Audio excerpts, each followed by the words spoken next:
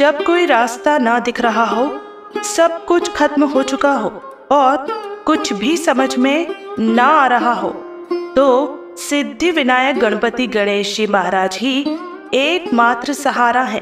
प्रिय भक्तों, आप सभी की परेशानियों का समाधान गणपति गणेश जी का एक अचूक मंत्र आज हम आपको बताने जा रहे हैं, जहां पर गणेश जी की नित्य पूजा अर्चना और मंत्र जाप या श्रवण होता है, वहां पर रिद्धि सिद्धि और सुख समृद्धि का वास होता है। ऐसे स्थान पर अमंगल कार्य, घटनाएं और दुख दरिद्र बुरी नजर से बचाव रहता है। घर में सकारात्मक ऊर्जा का वास होता है। इसलिए तो गणपति महाराज जी के भक्त अपने अपने घरों में गणेश जी की मूर्ति और तस्वीर लगाकर रखते हैं। जिस घर के मुख्य द्वार पर गणेश जी की प्रतिमा या तस्वीर होती है, उस घर में रहने वाले लोगों की दिन ब दिन उन्नति होती जाती है। अगर आप हमारे बताए गए इस अचूक मंत्र का श्रवण पूरा 108 बार नियमित रूप से करते हैं, तो आने वाली धनतेरस पर आप सब कुछ पा सकते हैं, जिसे आप मन में हमेशा विचार करते हैं। गणपति गणेश जी सभी विभिन्न बाधाओं को हरने वाले हैं, इसलिए उनको विघ्नहर्ता भी कहते हैं। रिद्धि सिद्धि गणेश जी की पत्नियां हैं। गणेश जी के मंत्र, साधना और पूजा पाठ यदि विधि पूर्वक की जाए तो उनकी पतिव्रता पत्नियां रिद्धि सिद्धि भी प्रसन्न होकर घर परिवार में सुख शांति और संतान को निर्मल विद्या बुद्धि देती हैं। विश्वकर्मा की रिद्धि सिद्धि 2 कन्या हैं, जो गणेश जी की पत्नियां हैं। सिद्धि से क्षेम और रिद्धि से लाभ नाम के शोभा संपन्न 2 पुत्र हुए। भगवान श्री गणेश जी की 2 पत्नियां रिद्धि सिद्धि व पुत्र लाभ और क्षेम बताए गए हैं, जिनको लोग परंपराओं में शुभ और लाभ भी कहा जाता है। जहां भगवान गणेश विघ्नहर्ता है, तो उनकी पत्नियां रिद्धि सिद्धि यशस्वी, वैभवशाली और प्रतिष्ठित बनाने वाली होती हैं। वही शुभ लाभ हर सुख सौभाग्य देने के साथ उसे स्थायी और सुरक्षित रखते हैं। ऐसे ही सुख और सौभाग्य की चाहत पूरी करने के लिए बुधवार के दिन इस गणेश मंत्र का पूरा 108 बार जप या श्रवण बहुत ही शुभ लाभ देता है। प्रिय भक्तों, आज हम आपको गणेश जी का मंत्र बताने जा रहे हैं। जो भी जातक जिनका विवाह नहीं हो रहा है या विवाह में अड़चन आ रही है, कोई परेशानी है, कोई कठिनाइयां है या कोई विघ्न विवाह में आ रहा है, आप सभी जानते हैं कि हर माता पिता अपने बच्चों के विवाह के लिए कितने चिंतित होते हैं।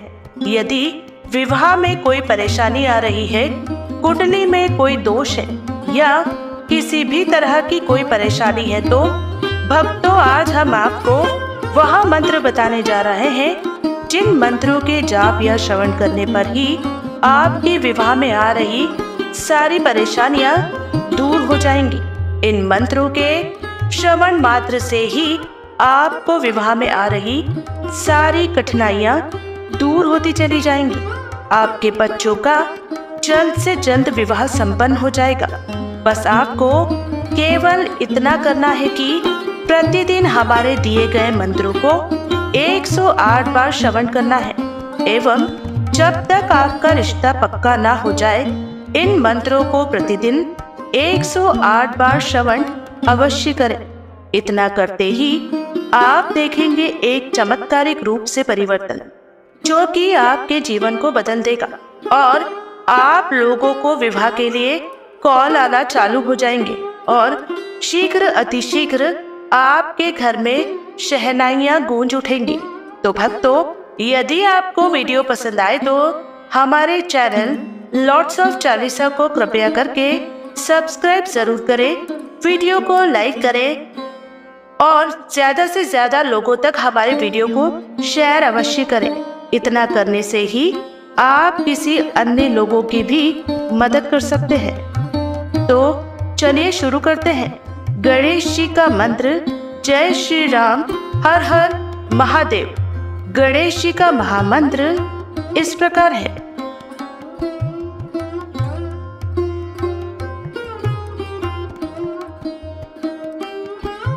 ओम श्रीं गं सौम्याय गणपतये वरद सर्वजन मे तुम्बुर्वे मम विवा कुरु कुरु स्वाहा। ओम श्रीं गं सौम्याय गणपतये वरद सर्वजन मे तुम्बुर्वे मम विवा कुरु कुरु स्वाहा। ओम श्रीं गं सौम्याय गणपतये वरद सर्वजन मे तुम्बुर्वे मम विवा कुरु कुरु स्वाहा। ओम श्रीं गं सौम्याय गणपतये वरद सर्वजन मे तुम्बुर्वे मम विवा कुरु कुरु स्वाहा। ओम श्रीं गं सौम्याय गणपतये वरद सर्वजन मे तुम्बुर्वे मम विवा कुरु कुरु स्वाहा। ओम श्रीं गं सौम्याय गणपतये वरद सर्वजन मे तुम्बुर्वे मम विवा कुरु कुरु स्वाहा। ओम श्रीं गं सौम्याय गणपतये वरद सर्वजन मे तुम्बुर्वे मम विवा कुरु कुरु स्वाहा। ओम श्रीं गं सौम्याय गणपतये वरद सर्वजन मे तुम्बुर्वे मम विवा कुरु कुरु स्वाहा। ओम श्रीं गं सौम्याय गणपतये वरद सर्वजन मे तुम्बुर्वे मम विवा कुरु कुरु स्वाहा। ओम श्रीं गं सौम्याय गणपतये वरद सर्वजन मे तुम्बुर्वे मम विवा कुरु कुरु स्वाहा। ओम श्रीं गं सौम्याय गणपतये वरद सर्वजन मे तुम्बुर्वे मम विवा कुरु कुरु स्वाहा। ओम श्रीं गं सौम्याय गणपतये वरद सर्वजन मे तुम्बुर्वे मम विवा कुरु कुरु स्वाहा। ओम श्रीं गं सौम्याय गणपतये वरद सर्वजन मे तुम्बुर्वे मम विवा कुरु कुरु स्वाहा।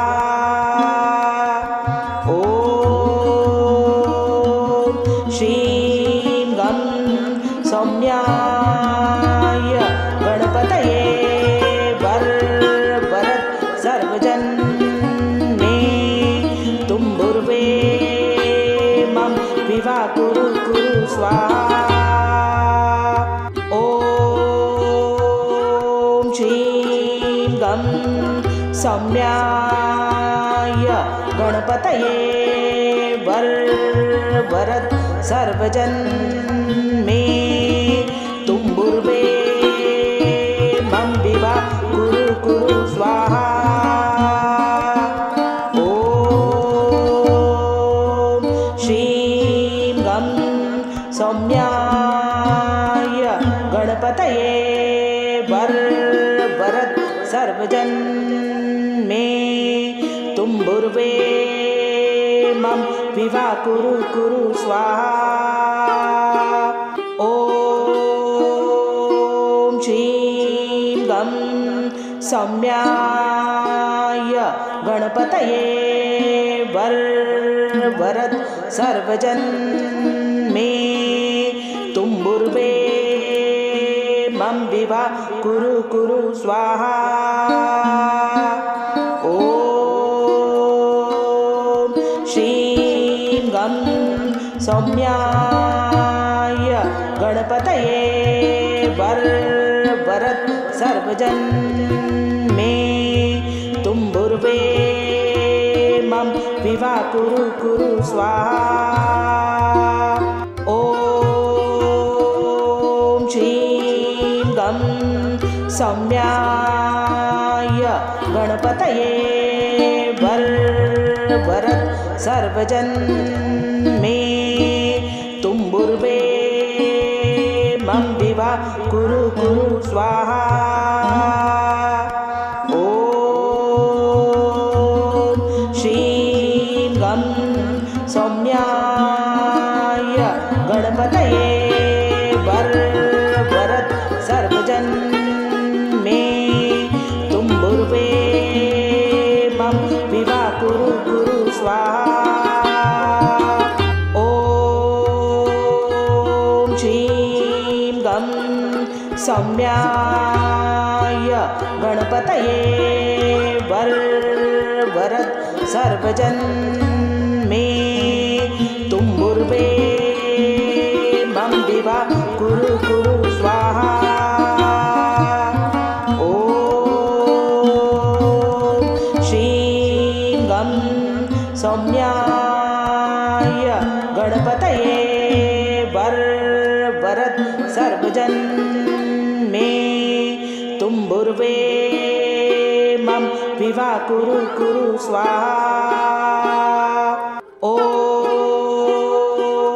श्रीं गं सौम्याय गणपतये वरद सर्वजन्मे तुम्बुर्वे मम विवा कुरु कुरु स्वाहा।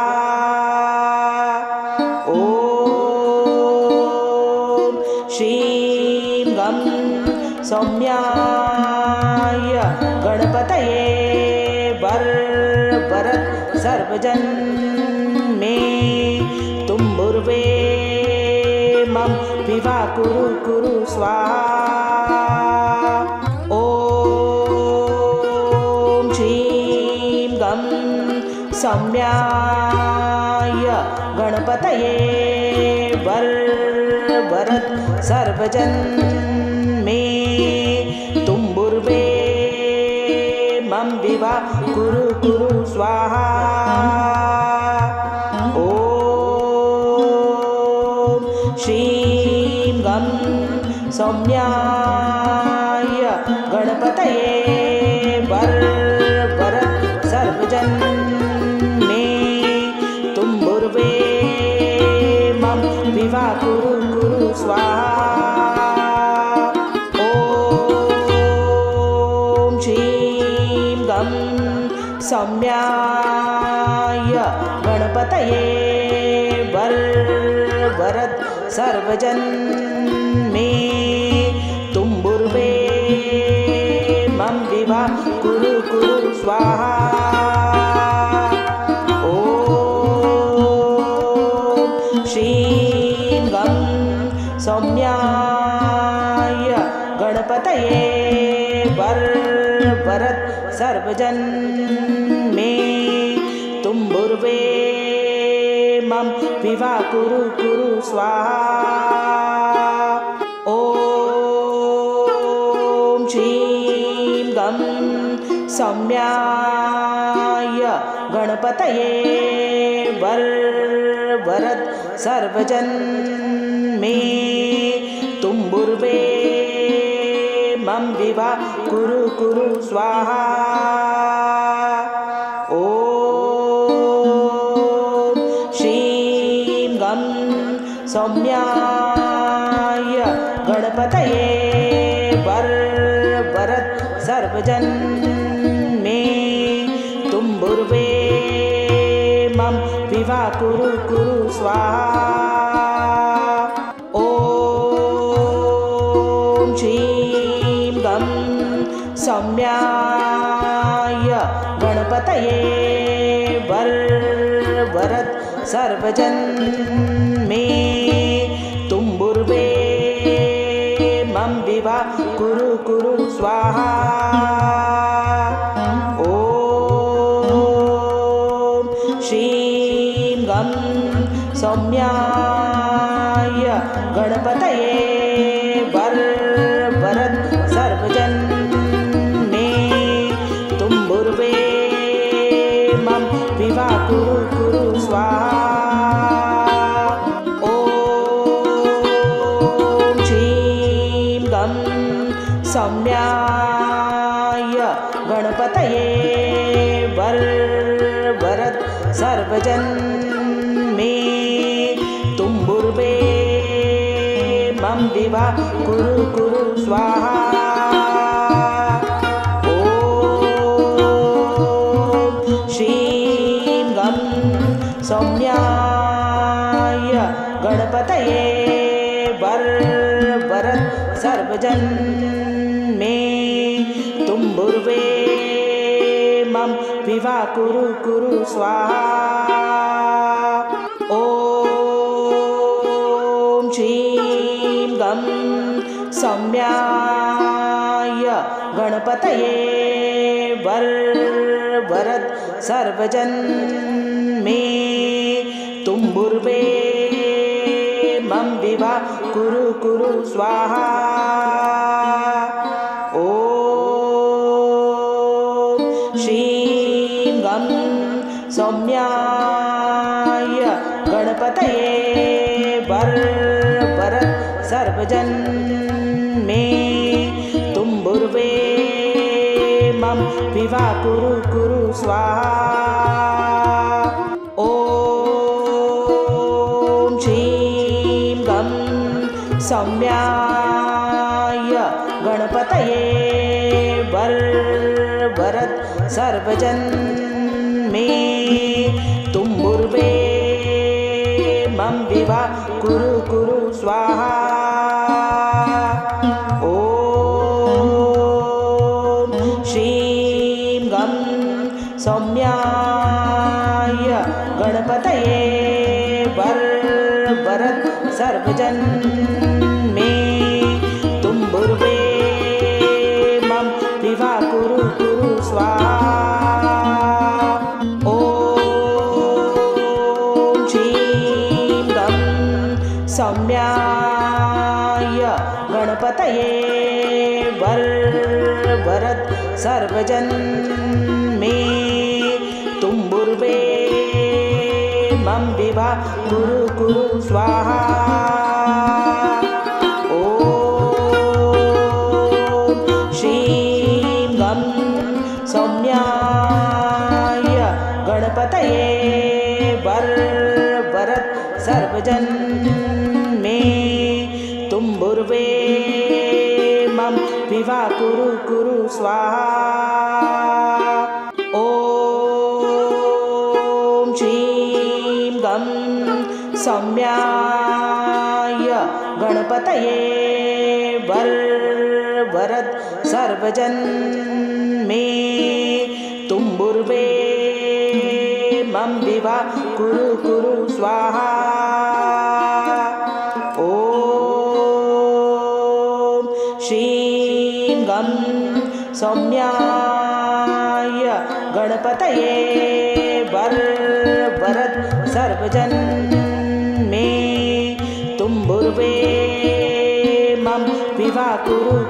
स्वाहा।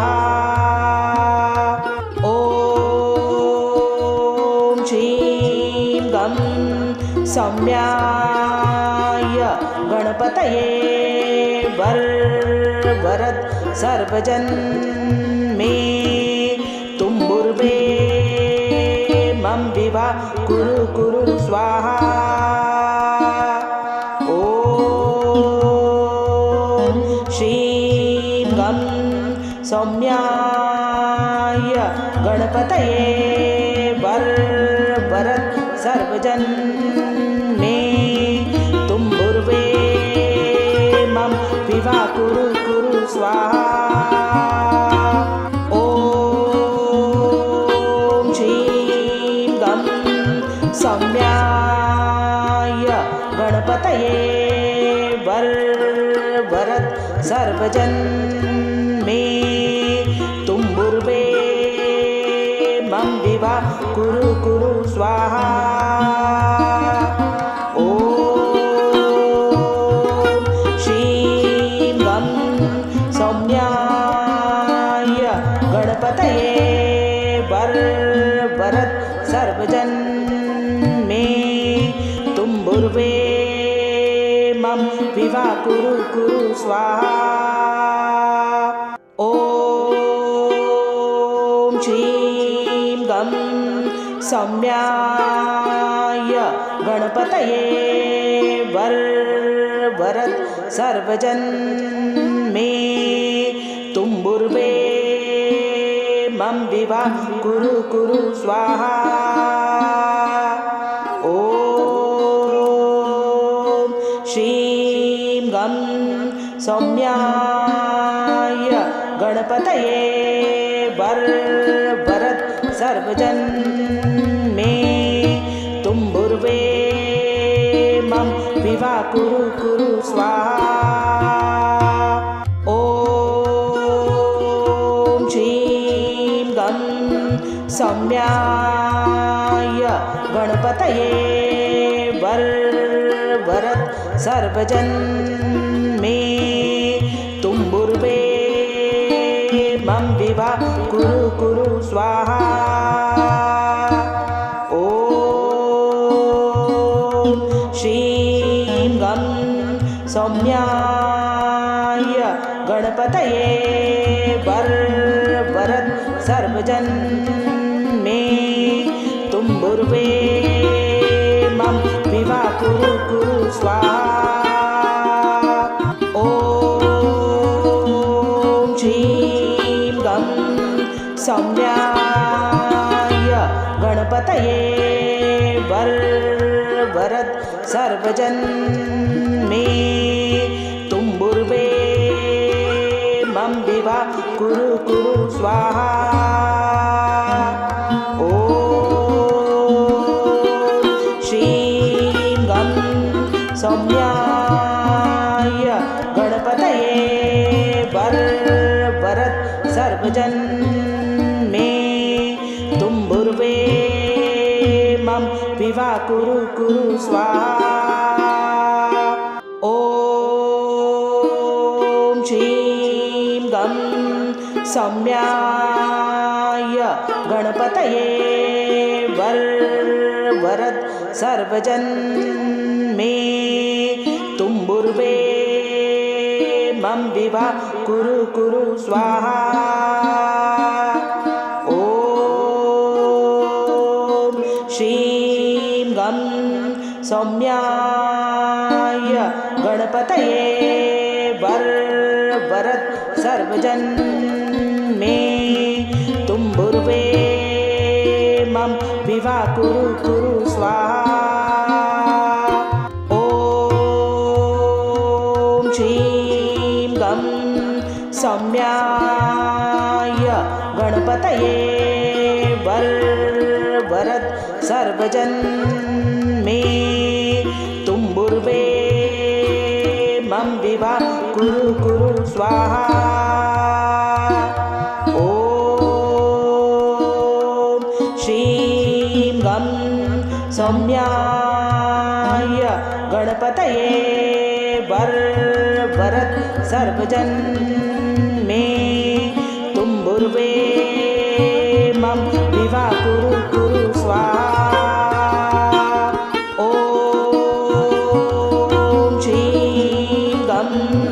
सौम्याय गणपतये वरद सर्वजन मे तुम्बुर्वे मम विवा कुरु कुरु स्वाहा।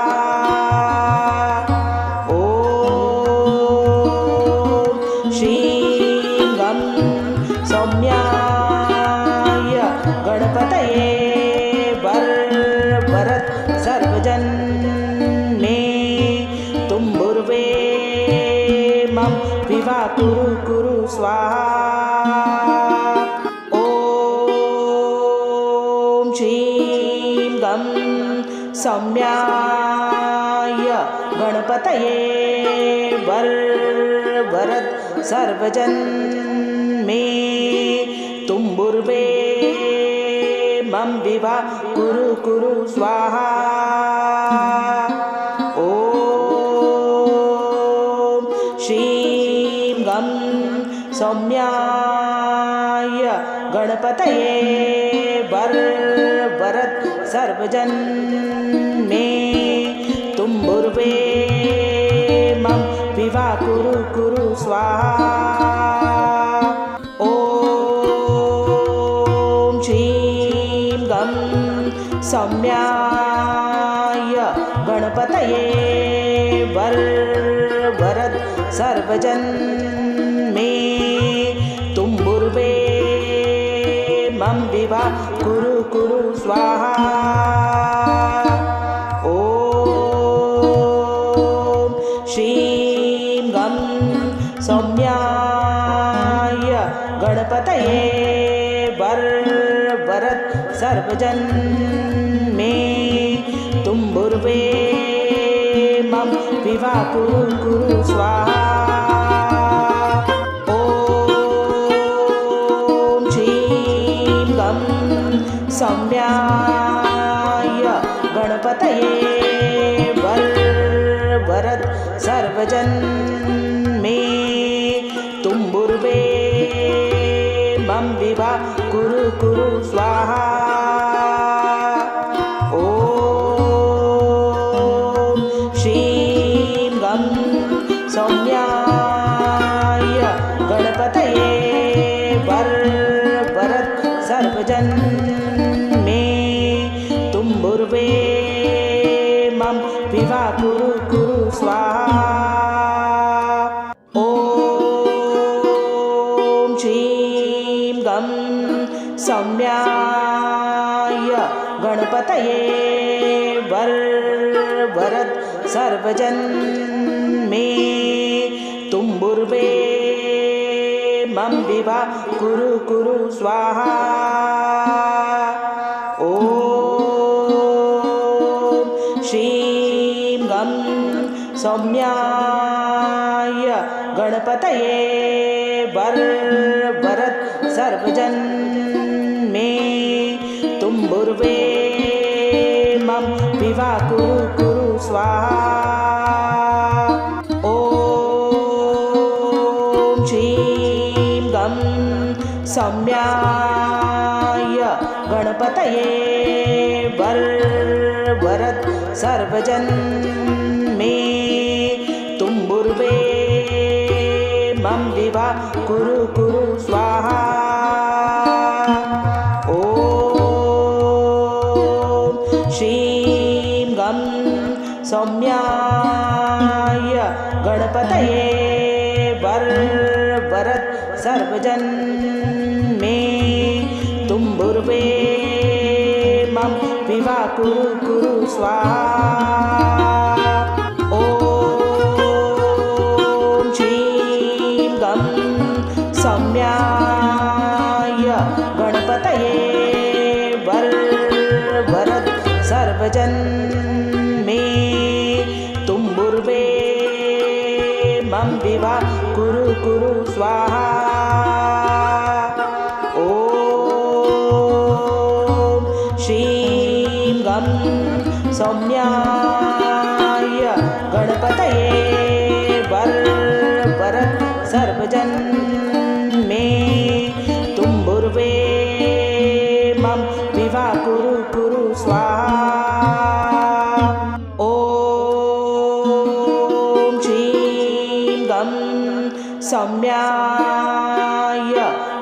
गणपतये वरद सर्वजन मे तुम्बुर्वे मम विवा कुरु कुरु स्वाहा। ओम श्रीं गं सौम्याय गणपतये वरद सर्वजन मे तुम्बुर्वे मम विवा कुरु कुरु स्वाहा। ओम श्रीं गं सौम्याय गणपतये वरद सर्वजन मे तुम्बुर्वे मम विवा कुरु कुरु स्वाहा। ओम श्रीं गं सौम्याय गणपतये वरद सर्वजन मे तुम्बुर्वे मम विवा कुरु कुरु स्वाहा। ओम श्रीं गं सौम्याय गणपतये वरद सर्वजन मे तुम्बुर्वे मम विवा कुरु कुरु स्वाहा। ओम श्रीं गं सौम्याय